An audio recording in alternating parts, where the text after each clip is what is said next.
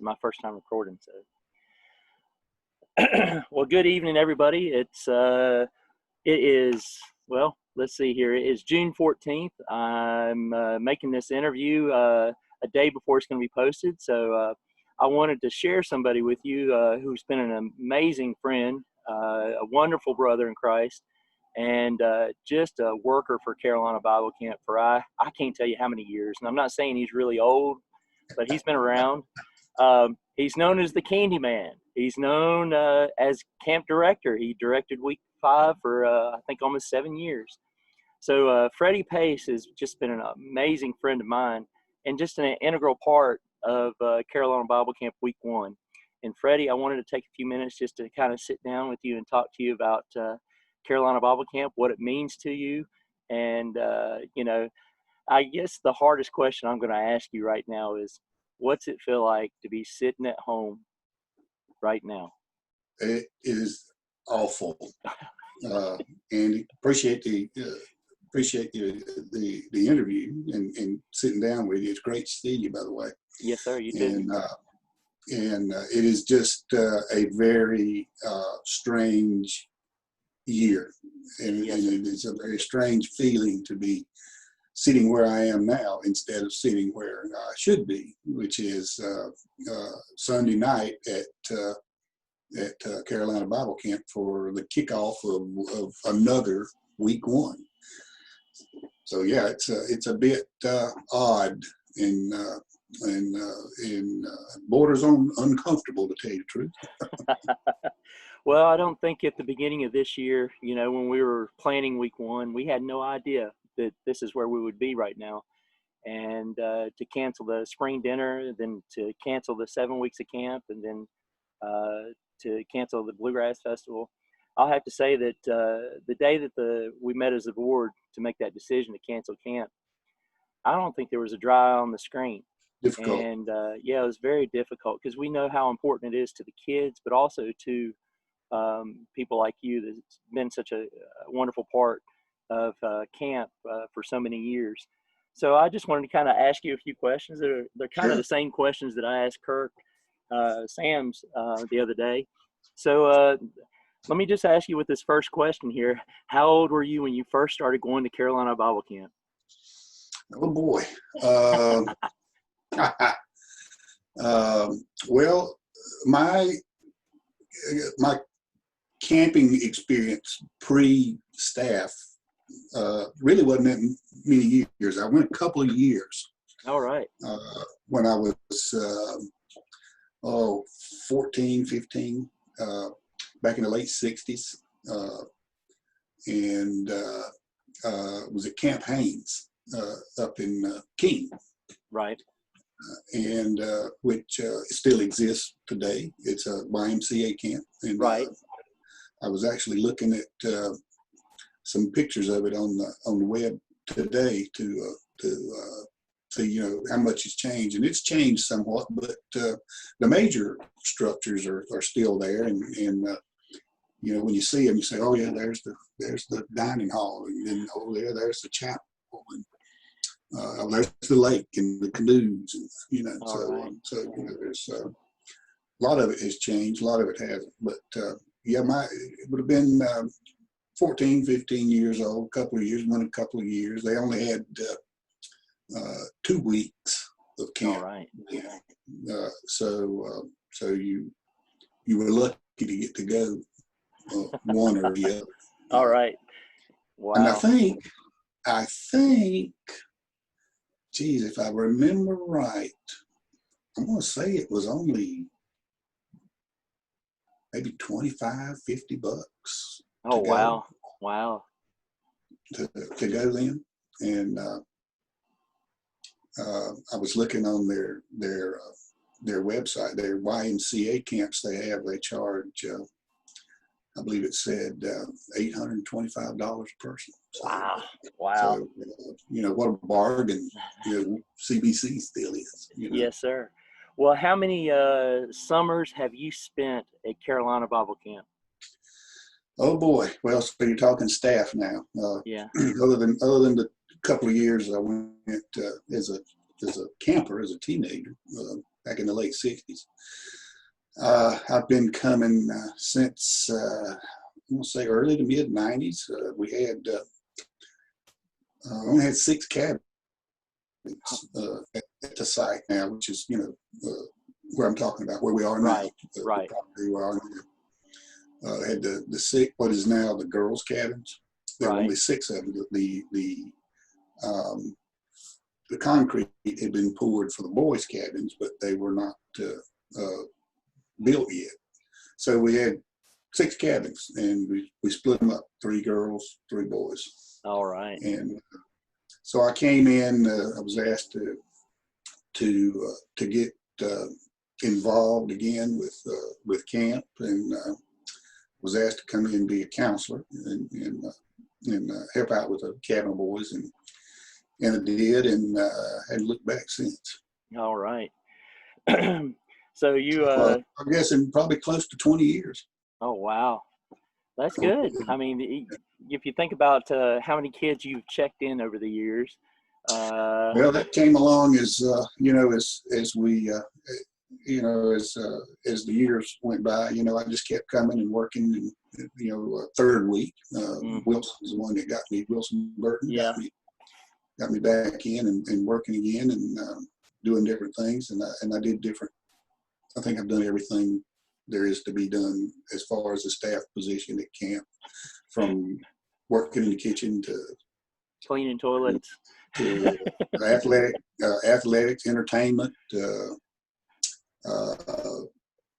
everything. Yeah, there's not a job that I don't think I've not done, but yeah, it's been a progression from one job to another, and eventually led into Wilson asking me to direct the 5th week, and I did that for 7 years, and then there's no stress there. Oh no, you know. And while I was doing it, of course, I was much younger then, and probably not as wise.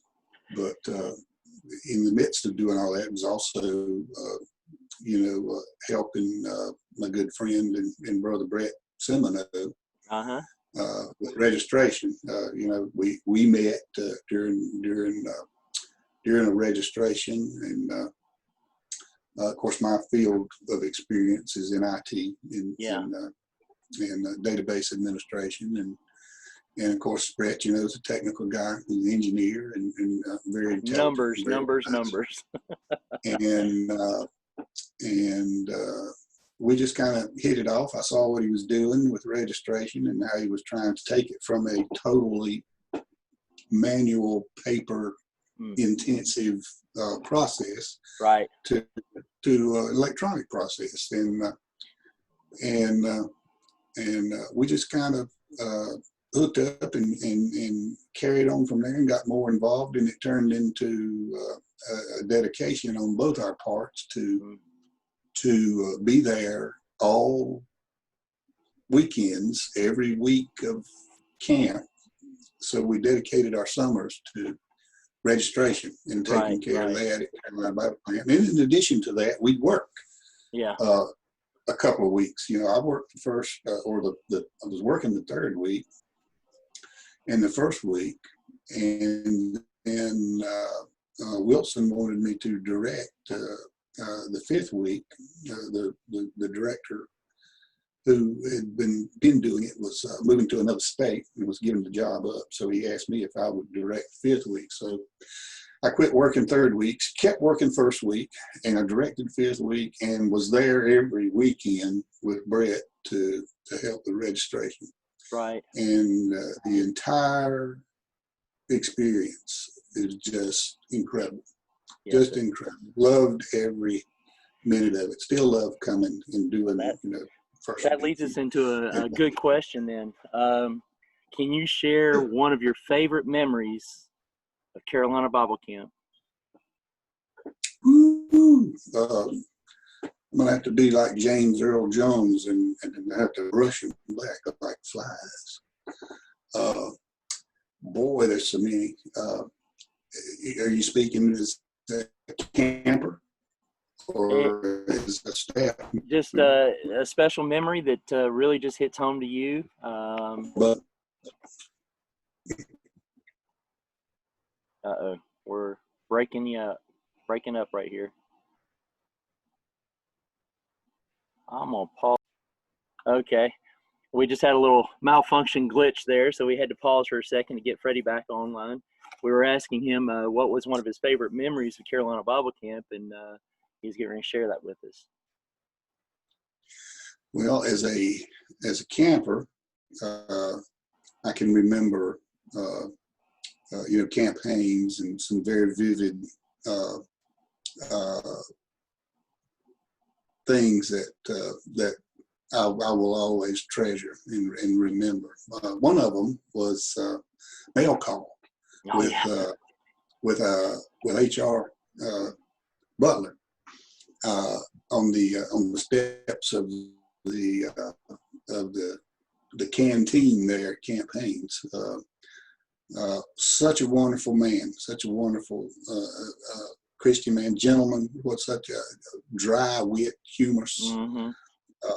Just enjoyed listening to the man, and do remember mail call with him. And I don't know who played that trumpet, but they had somebody actually playing a trumpet every morning, reveille, to wake everybody up. It was awful. I don't know who that was, and if he's watching, he'll probably be offended. But whoever you are, you can't play the trumpet. I hope that's you didn't give up your day job. Yeah, but he was passionate about it. I remember the singing in the chapel at Camp Haynes. It sat down. The chapel at Camp Haynes sat down in sort of a little valley, a little hole, and the rest of the camp was sort of raised up on the hill, and you could just if you were standing up there, around where all the other activities were taking place, and you could hear that singing echo through the little valley down there across the lake, and it was amazing. As a staff member for the last 20 years or so, Andy, there's just too many. I know. All the friends and people that I've met and become acquainted with, and brothers and sisters, and that have remained friends.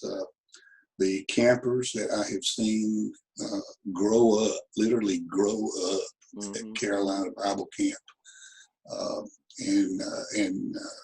Having some small part of that, campers who will come back in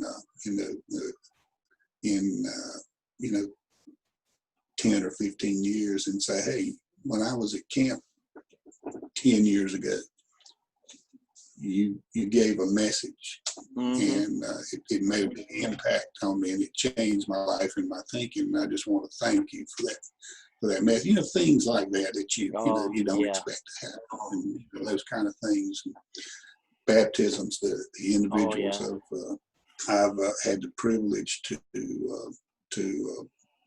bring into Christ, and there's so many. Mm-hmm. It's kind of putting you on the spot asking that question, Oh no. But and there's tons of humorous ones too, but that would embarrass many people, and I probably shouldn't. I will tell one on Kirk. First week we always use cabin 7 down in Boys Town as a ladies' staff cabin, because we have so much overrun up top, and we always use cabin 7 and Boys Town for ladies' cabin. Well, the other weeks, it's all boys down there. So Kurt, it's always there third week as well, and some other weeks as well at helping out, but he's usually there third week all week long. he misses the fact that sometimes during week one that's not the men's staff cabin, and he'll just go busting into the ladies' staff cabin, you know, and then it'll dawn on him when he's standing there in the center room in the middle of all those ladies that I'm in the wrong cabin. Yep. Been there, done that. So, Kurt, sorry, but Well, there are tons of stories, but yeah. They don't have enough time to tell them. We maybe need to sit down and do a video just recording people's stories like that, the funny stories that have happened at camp. Well, as we draw this interview to a close, and I want to ask you to say something here in a second. If you have the opportunity now, what would you say to the kids that are missing week one? What can you say to them to encourage them and, you know, whatever? Hang in there. It's coming back. We're going to, I mean, you know, you've seen what we put up and what our theme is going to be. We're not changing that thing. We're going to stay on the theme of connected. It's an awesome thing, and there's lots of different ways that we're going to treat it and go with it. But we're all, as has been mentioned many times, in this mess together. Yes, sir. And we are all, as brothers and sisters in Christ and as friends and family, we are all connected as well. So this connection theme is huge, and we're looking forward to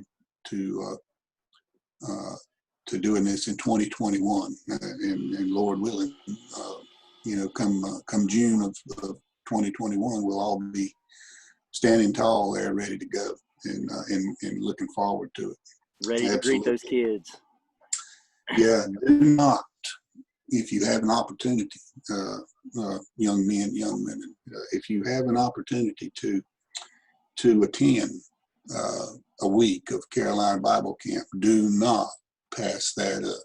I can promise you that over my experience, the time that I've been there, I can't tell you how many people have come to me and said, you know, this place changed my life.